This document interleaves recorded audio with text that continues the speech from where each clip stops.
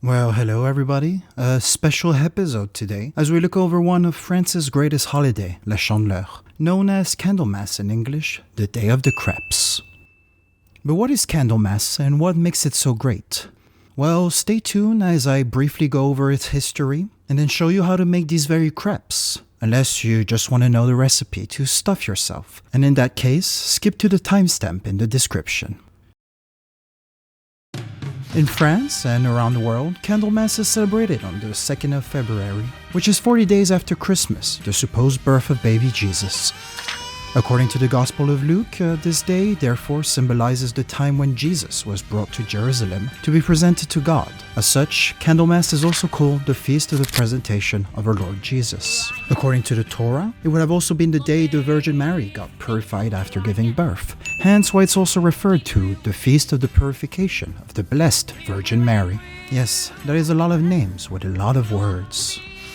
You can imagine why the holiday is heavily centered on the aspect of purification, and, if the word candle in Candlemas didn't tip you off, on light, since Jesus often referred himself as the light of the world.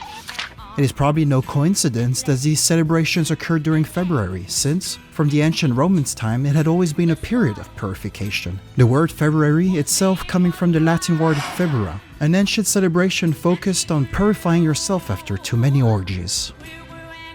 The holiday is actually one of the oldest feasts of the Christian Church, with texts recounting sermons as early as the 4th century in Jerusalem.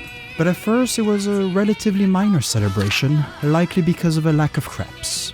That changed during the Justinian plague in 541, which broke out in Constantinople and killed thousands. As a result, Emperor Justinian ordered a period of fasting and prayer, and on the 2nd of February, a solemn prayer to ask for deliverance from evil, which apparently worked. And as any good scientist would tell you, correlation does equal causation.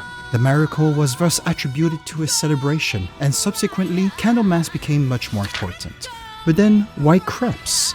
Well, other than the obvious answer that they are freaking delicious, tradition wants that Pope Gelasius I had pancake distributed to poor pilgrims, came to celebrate Candlemas in Rome. Although it is believed that he actually came from a pre-Roman tradition of offering cakes during the Lupercalia, a celebration later known as Febera, and that took place on the 15th of February.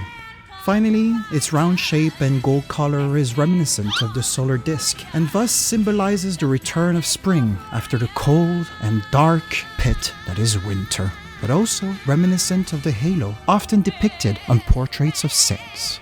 But frankly, one of the beauties of being secular is that you don't need to know this. You don't need to bother with the boring prayers and masses, and the challenging fasting parts. No, being secular means you get to enjoy the fun parts of religious holidays, and the fun parts only. And to me, that means stuffing myself with crêpes for an entire day. So on to the recipe. For the recipe, you will need 250 grams of flour, 60 grams of butter, don't bother softening it since it's going to be melted, 5 grams of salt, 6 whole eggs, 600 milliliters of milk, 400 tablespoons of water, and finally some gnôle, which you guys call eau de vie. Now, if your great-grandmother didn't think of bottling some gnôle, then blame her for lack of foresight and pick any good, strong liquor like cognac or dark rum. To start, you're going to want to heat your milk on a medium-low setting and leave it there until it is just about boiling. Do not let the milk boil, as it spills over very quickly. While you wait for the milk to inevitably spill over, take a large bowl, which in France we call cul de poule, meaning chicken's ass, and pour in your flour. With a clean finger, make a well in the middle where you will crack all your eggs in, and then use a whisk to combine them together. Once that's done, add the salt and the water, and whisk again to incorporate it all. At this point, you might think this looks all very bland, and like most problems in life, we can fix that with some alcohol. Add 4 teaspoons of whatever alcohol you chose. Although, if you're clumsy enough, you might spill over half the bottle by accident. Wink wink.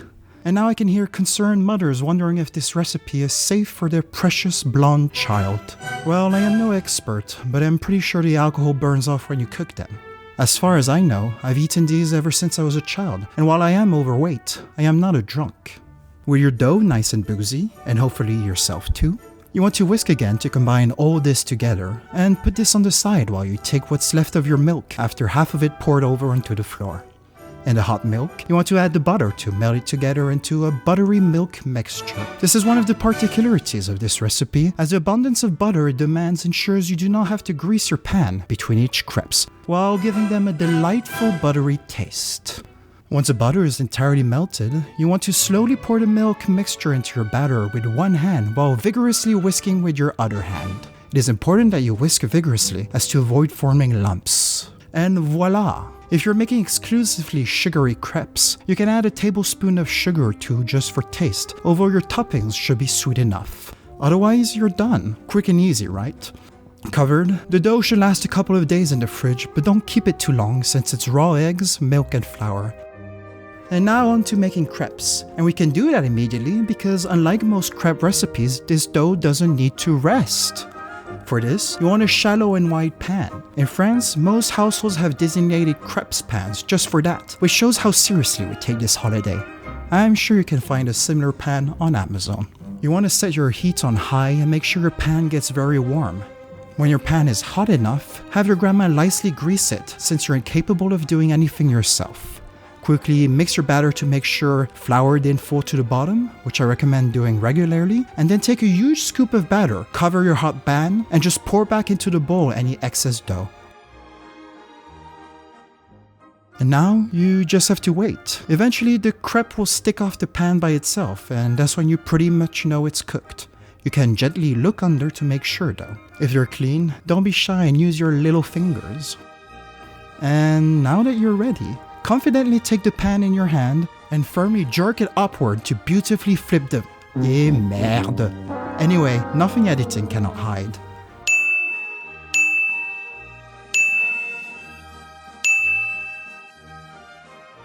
Bravo! You now know how to make crepes, thus making you more French than this abomination. Now, since 8 tablespoons of bathtub alcohol wasn't enough, how about we make a crêpe flambé?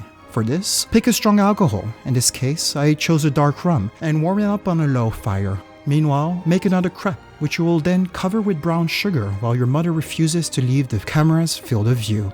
When the alcohol is warm, make sure everyone you wish to impress or intimidate is in the room and remove it from the fire. With a box of matches nearby, confidently pour the alcohol over the crepes, and then quickly get a match, light it up, and hover it above the alcohol.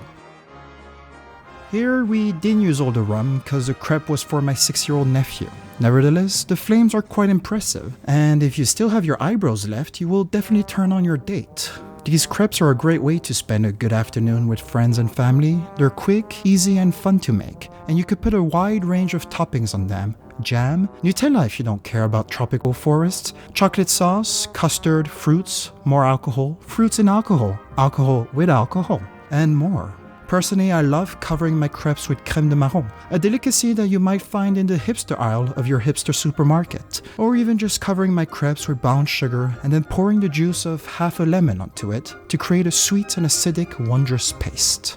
Well, thank you for watching. I hope you will give crepes a try someday. I know I always have a good time whenever I do. I intend of uploading more recipes in the future, so if you enjoyed this, please consider subscribing and further supporting the channel by liking, commenting, and sharing. This was Barris. I will see you in 2 weeks, but until then, my friends, merde.